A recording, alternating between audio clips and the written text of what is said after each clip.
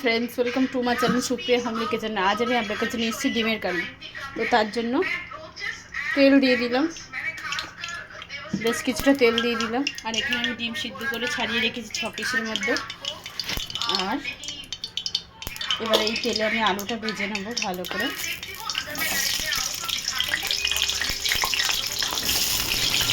আলুটা ভেজে নেব, ভেজে নিয়ে ফিরছি। এবার আমি পেঁয়াজ দিয়ে দেবো, দুটো মিডিয়াম সাইজ পেঁয়াজ কেটে রেখেছি, আলুর সাথে দিয়ে দেবো। তার সাথে 4টে কাঁচা লঙ্কা কুচি করে দিয়েছি, আলুর সাথে দিয়ে আস্তে করে ভেজে নেবো ভালো করে।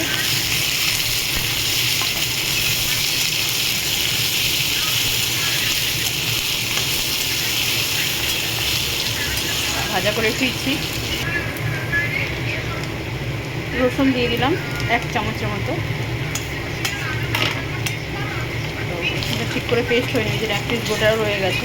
যাই হোক, গোটা রসুন খেতে খারাপ লাগে না। তো রসুনটা এর সাথে ভালো করে ভেজে নেবো বন্ধুরা। ভেজে ফিরছি।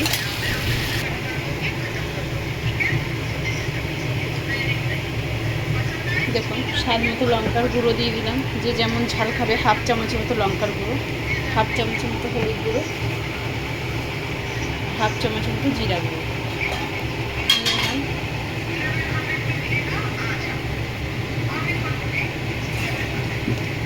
ওপর থেকে একটু সামান্য জলও দিয়ে দিলাম, গরম জল দিয়ে এটাকে ভালো করে নাড়াচাড়া করব। এই অবস্থা আমি ডিম কোটা দিয়ে দিলাম। এই অবস্থা ডিম করে ছোটো কষে নেব।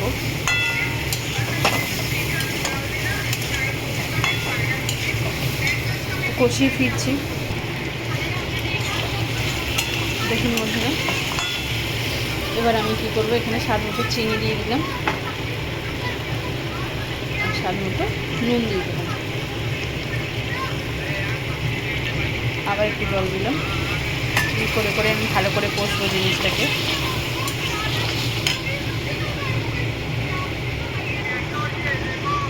তো বন্ধুরা দেখুন, কষার সাথে সাথে এবার একটু আদা দিয়ে দেবো স্বাদ মতো। 1 চামচ মতো আদা দিয়ে দিই। আদাটা ওর মধ্যে কষবো ভালো করে।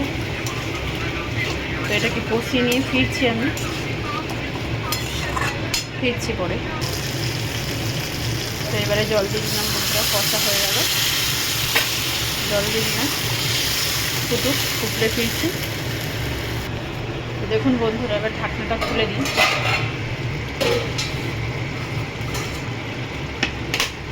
তো এবার গরম মশলা দেবো, গরম মশলা দিয়ে আবার ঢাকা দেবো। একটু গরম মশলা দিলাম, একটু ঢাকা দেবো। আবার 5 মিনিট পরে ফিরছি। তো 5 মিনিট হয়ে গেছে বন্ধুরা, ঢাকনাটা খুলি।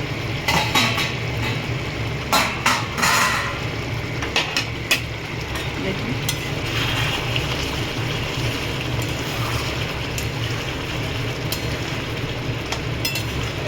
তো দেখুন বন্ধুরা, ডিমের কারি আমার রেডি হয়ে গেছে।